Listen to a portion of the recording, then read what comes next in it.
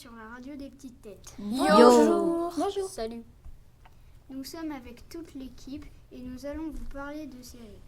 Pour commencer, Morgane, tu vas nous présenter une série. Oui, ma série c'est Perdu dans l'espace, une série de science-fiction qui parle de d'une famille, la famille Robinson, avec 3 enfants, 2 adolescents et un enfant. Et c'est dans le futur, il y a des météorites qui frappent la Terre et du coup ils veulent s'en aller parce qu'ils ont pris peur vers une colonie à Alpha du Centaure, c'est une autre galaxie. Et ils doivent prendre un vaisseau. Mais pendant le voyage, il y a eu un problème avec le moteur. Du coup, il s'écrase sur une planète inconnue. Et le fils s'appelle Will Robinson. Il veut partir pour faire une expédition un peu. Et il trouve un robot alien.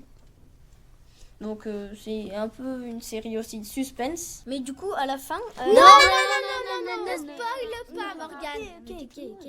Il meurt. Non. Donc du coup, Émilie, maintenant, tu vas nous parler de ta série. Ma série s'appelle Chabracadabra. Il y a 3 choses à savoir. Une série qui date de 2021. Un épisode dure environ 25 minutes. C'est plutôt une série de type famille, fantastique et... voilà. Un peu comme Harry Potter, quoi. Ouais, on peut dire ça. Et on peut la trouver où, cette série ? Sur Netflix. Pour résumer, Willa Ward, c'est comme ça qu'elle s'appelle, pour ses 12 ans, elle reçoit un collier à sa mère et elle part en enquête pour la retrouver. Mais problème, elle est morte. Ou peut-être pas, ça dépend. Heureusement, elle peut compter sur ses 2 amies, Lucie et j'ai oublié son prénom, qui vont l'aider dans son aventure. Fin. Pourquoi ça s'appelle Chabracadabra?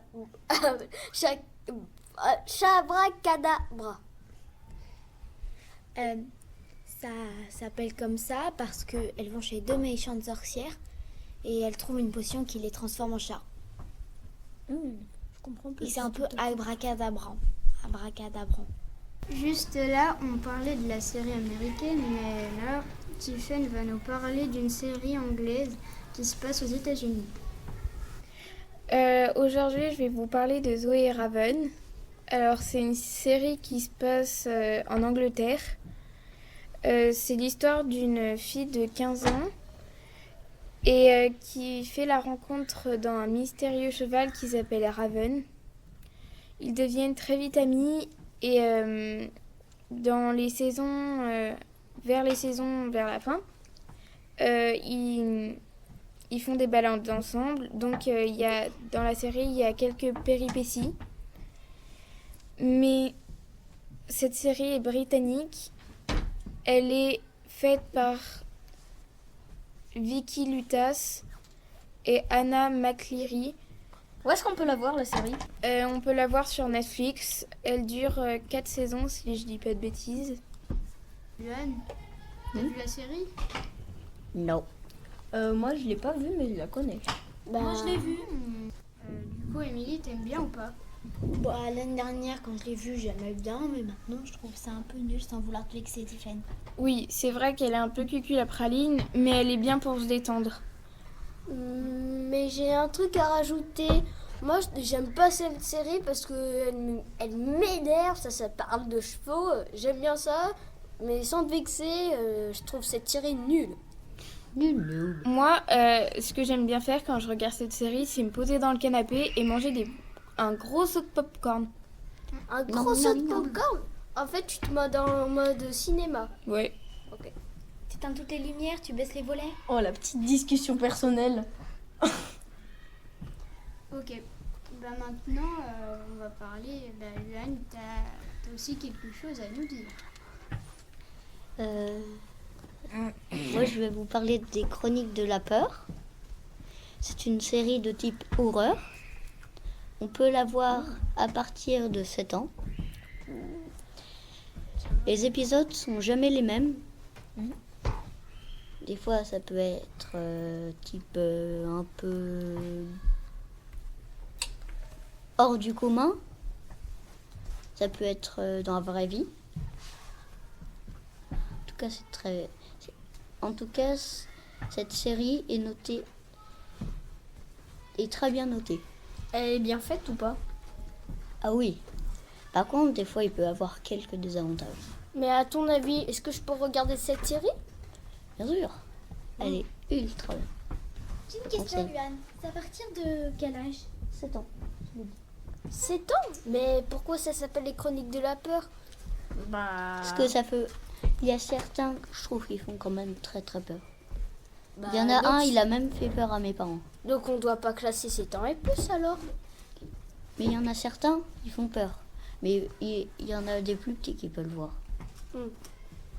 Mais il faut pas que ça fait un trouble dans la tête. Il faut Mais pas peut-être- qu'on rêve de ça. C'est peut-être 7 ans ou plus, mais c'est-à-dire c'est un peu à vos risques et périls. Oui, mais à ton avis, moi j'ai 10 ans donc je peux regarder. Ah oui, Mais ça, c'est à nos parents de choisir, par exemple. mais j'ai fait Donc, il y a aussi de la violence. mais par exemple, ma soeur elle a 8 ans, elle peut pas regarder alors. À ton Si, il avis. y en a certains qu'elle peut regarder qui sont... pénissé. Tu peux me dire certains épisodes qu'elle peut regarder? Oui, il y en a... Par contre, il y en a 2 que je déconseille fortement à ceux qui ont moins de 10 ans. C'est quoi? Le bébé démon. Et un autre que je me rappelle plus, mais qui est un peu moins flippant. Mais quand je vais sur Netflix, quand je regarde Chronique de la peur, pourquoi il y a un Père Noël avec les yeux noirs et bleus? Ça, Oh, ça c'est un épisode qui peut faire peur quand même. Mais donc ça va si c'est pour ma petite soeur. en fait, ils remettent des images d'épisodes sur l'image de la série. Ok, super. Maintenant, nous allons parler d'un nouveau type de série, les animés. Sanjeevan, tu voulais nous parler d'un animé en particulier. Cet animé, c'est Shaman King. En fait, c'est comme un dessin animé. Et je voulais dire que en fait, c'est très bien. Mais par contre, c'est vulgaire. Là, un peu. Ça dit des gros mots. Et aussi, je recommande ça aux 10 ans. Et aussi, je voulais vous dire que c'est trop bien, Shaman King. Si vous voulez regarder Shaman King, c'est sur Netflix. Si vous l'avez. C'est quoi les personnages? Alors, il y a Yo, c'est le personnage principal, Yo Asakura. C'est celui qui doit devenir Shaman King. Après, il y a Manta Yomada, c'est le copain de Yo. Après, il y a Anna, je sais plus son nom de famille, c'est la future femme de Yo. Quel est Il y en a ce deux. Shaman King? Le Shaman King, c'est le roi des esprits, celui qui connaît tout, celui qui va fusionner avec le Great Spirit. Et tu vas me demander encore, c'est quoi le Great Spirit? Ouais. Le Great Spirit, en fait, c'est le savoir absolu. Ah ouais, donc il risque pas d'être le dernier de la classe. Waouh. Ouais. Et aussi, je vous conseille des fois de fermer les yeux. Parce qu'il y a beaucoup de sang et après on voit des choses tout nues, on voit des choses bizarres. Non, mais on voit des choses bizarres. En fait, vous pouvez dire quelque chose. En fait, il y a 2 personnages bizarres qui s'appellent Punchi Kunchi. C'est un renard et un ours peut-être. Et après, je vous conseille de pas trop les regarder parce qu'ils font plein de bêtises. Oui, en fait, c'est une série japonaise. Et si vous trouvez ça nul, c'est pas grave. Donc toi tu trouves ça bien? Moi aussi, je voulais vous parler d'un animé qui s'appelle One Punch Man. Et en fait, One Punch Man s'appelle Saitama. Et en fait, il est pas très fort. Et du coup, un jour, il rencontre un homme crabe. Et du coup, il le combat. Enfin, il fait un combat. Et après, l'homme crabe, il bat Saitama. Puis après, Saitama, il retourne chez lui. Et puis, il fait 100 pompes, 100 squats, 100 abdos et 10 km de course par jour. Et après, il perd tous ses cheveux pendant ses entraînements. Et il devient hyper fort. Et du coup, il croit qu'il va être un héros qui va battre les méchants super facilement.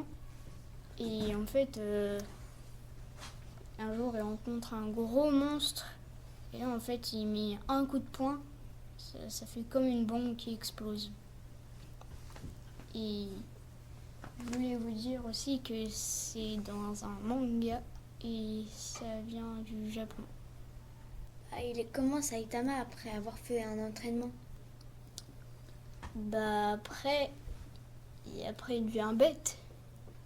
Mais pourquoi il devient bête? Oh bah ça je sais pas.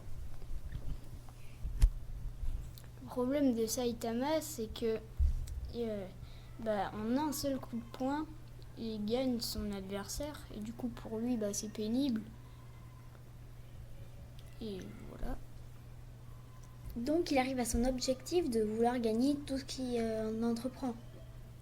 Bah en fait il réussit à devenir fort, mais tout le monde l'ignore et au début bah il voulait être un héros, sauf que là bah il gagne tout le monde en un seul coup de poing. C'est pour ça que ça s'appelle One Punch Man, c'est ça? Bah oui. On arrive donc à la fin de cette émission. J'espère que ça vous a plu. N'hésitez pas à laisser un commentaire et un pouce bleu pour cette vidéo. Et à bientôt pour de nouvelles émissions. Salut! Au revoir! Bye bye! Youhou!